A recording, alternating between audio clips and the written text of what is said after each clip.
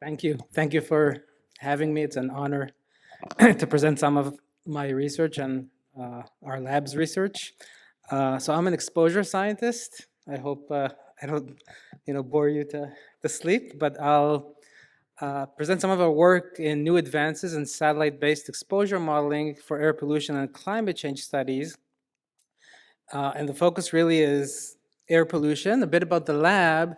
So I'm the head of the Geospatial Environmental Exposure Assessment Laboratory. We need a catchier name than that.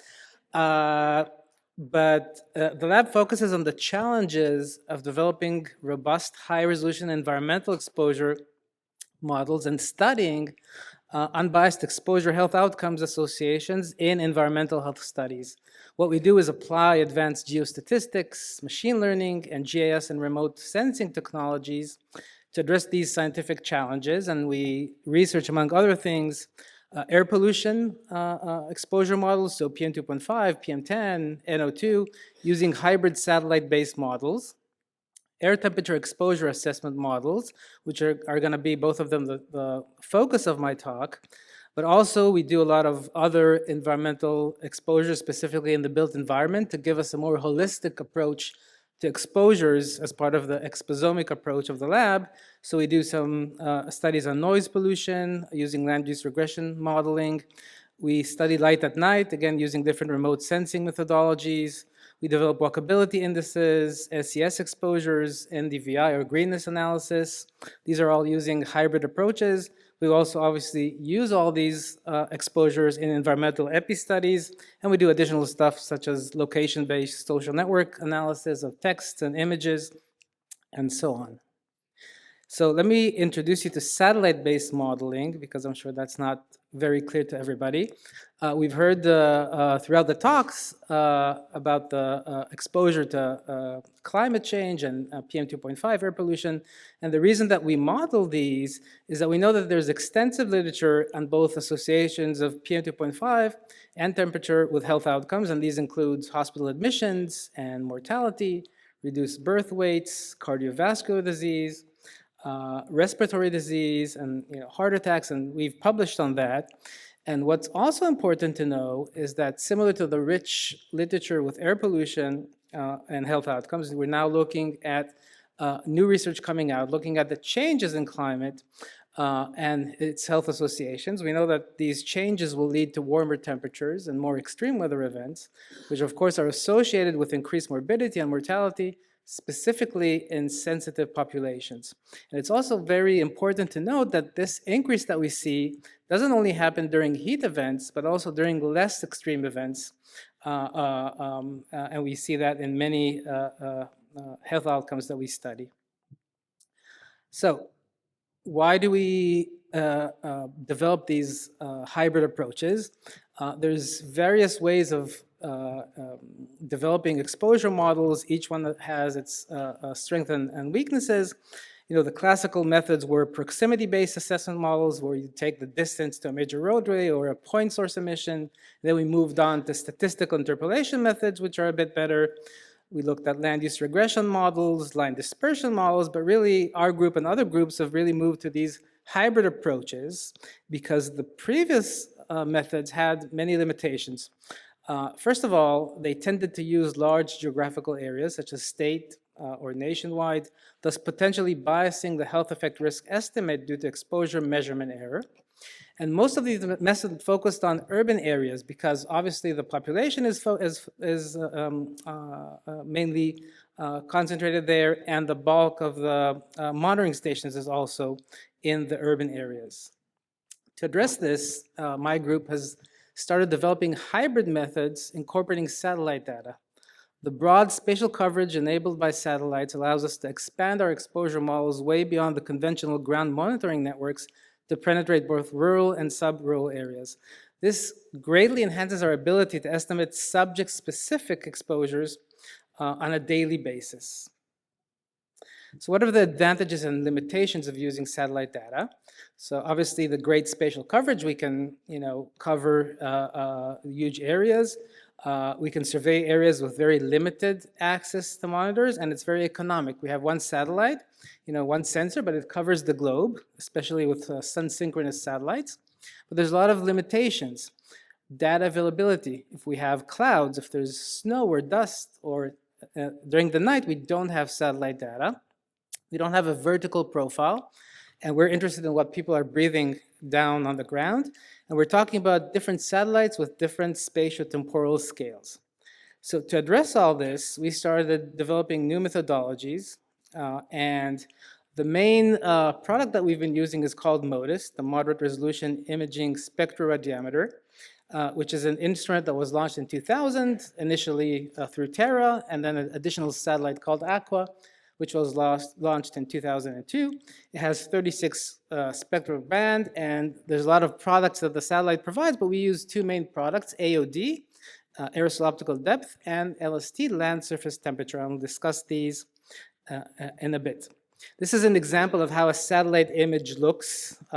This is for a specific day, May 4th, 2001. And it's important to say that there are different algorithms that NASA uses to process these data or these images. Dark target, which is better at ocean and land areas. Deep blue, which is better for bright surface areas such as a desert. We have a long-standing collaboration with the group that developed the MAIAC algorithm. The PI is Alexei Liapustin, which is a better algorithm that allows us to go deeper in terms of the spatial resolution, but also performs better over both light and darker surfaces. So MAIAC is a high resolution product at 1 kilometer, and it allows us to extend our models deeper both into space and time. Aerosol optical depth or aerosol optical thickness, as I said, measures the light extinction by aerosol scattering and its absorption in the atmospheric column. It is a unitless value. It has a unitless value where you can see like a polluted day over India corresponding to AOD values of 0.4. And if you have a cloud sitting on the scene, you're going to see high levels of AOD, such as 2 and above. And we exclude, obviously, these scenes from our analysis. This is an example of an AOD file that we process in our lab. You can see the warmer colors denoting higher AOD days, and you can see that the glaring issue here is that we don't have a lot of data coverage. That's one of the issues with AOD. We only have around 15 to 30% of data each day, so we have to develop geostatistical tools to account for that. What we do is we merge the AOD data, in this case, with ground monitoring stations from EPA and other sources through a script that we developed in R, and then we add a lot of spatial and temporal variables to the AOD PM dataset. We do that because, as I mentioned, one of the limitations of satellite data is it doesn't give us a vertical profile, and we need to calibrate the satellite data with the ground monitoring stations to the ground level. So we have between 30 to 50 to sometimes even 150 spatial temporal variables that we add to the model. To simplify things on a general level, this is how the model works.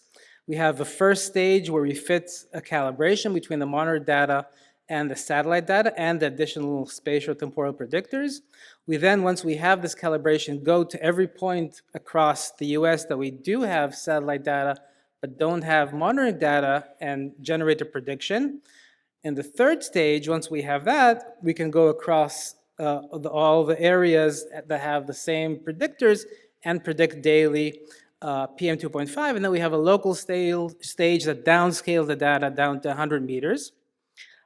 This is a simplification. I'm not going to bore you with the mathematics, but these are kind of the stages denoted in notation form. And these are the results. So, our models are quite robust. We have more than 130 publications to date using our models. And the model performance is quite good. As you can see, these are the cross-validated results of model performance across the Northeast. And we've published in different regions of the world. This is an example of the model in the Northeast around the Boston areas. You can see each 1 by 1 kilometer prediction of PM 2.5. You can see the spatial variability of the exposures between the urban core of Boston and the rural areas. You can even see the how we managed to capture PM across the major highways going in and out of Boston. This is for the year 2003. This is the local stage, which I mentioned, that we downscaled the data to the 100-meter resolution. And I've overlaid point source emission from the EPA to see how we can even capture very micro-level emission sources across Boston. And these are the result of the model split into overall performance, both the spatial and temporal component of the model, and different validation techniques. And you can see that the model performs quite well under the different validation scenarios. So modeling is great, and we have a lot of fun, but we actually need to use the model. So this is a simple example of a paper we published a few years ago looking at the short-term effects of PM exposure on hospital admissions across the Mid-Atlantic.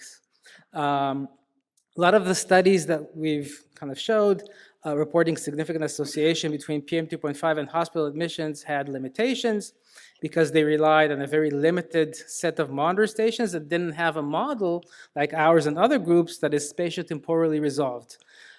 Using these types of models, we can investigate both the short-term and long-term effects of PM 2.5 because, again, we have daily predictions, but also include the entire population and make the results generalizable. And to show you what I mean by that, this is an example of the Northeast, where you can see I've overlaid the monitoring stations denoted in these black flags across the area, and I created a buffer of 30 kilometers across these monitors. Even 30 kilometers, we know these days, is not a good enough kind of metric of exposure. That creates a lot of exposure bias, but traditionally that's how it was used. And you can see that we're missing a lot of the population when you do these large extent studies because they cannot be assigned exposure. By using a model such as ours, we can include the entire population, and each person in the study can get daily exposure assessments, and we can reconstruct these exposures daily going back 25 years, so a quarter of a century. And this is the result of the analysis. We performed a case crossover analysis. I'm sure a lot of people here know better than me how these models are run, where we match on day of the week, month, and year, and we define a hazard period of lag 0, 1. In a case crossover analysis, each person is its own case and control, and we find significant associations with all respiratory, CVD, stroke, COPD, and IHD admissions. So that's great. We had them all in the US, and satellites are global. As I mentioned, some of these sun-synchronous satellites generate daily estimations across the globe. We thought, great, let's just expand it. We'll be done with a few months, and we'll have like a nice map. But that was very optimistic. We quickly found out that there's no one-size-fit-all approach. Each region that we have explored through collaborations showed very different characteristics in terms of the geoclimate, the specific condition. For example, in Mexico City, we have issues with precipitation. The PBL, the planetary boundary layer, is very low, which creates I'm blanking on the word, like a pressure cooker effect, where all the particles are kind of trapped. We have strong wind regimes.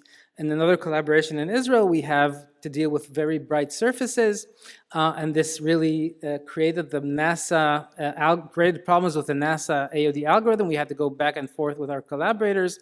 We have issues with sandstorms, which are non-anthropogenic particles, which could affect the model, and in general, much higher PM levels. And this is the result of the Mexico model. And we have been running these models in different regions of the world, in Switzerland, in India, and so on.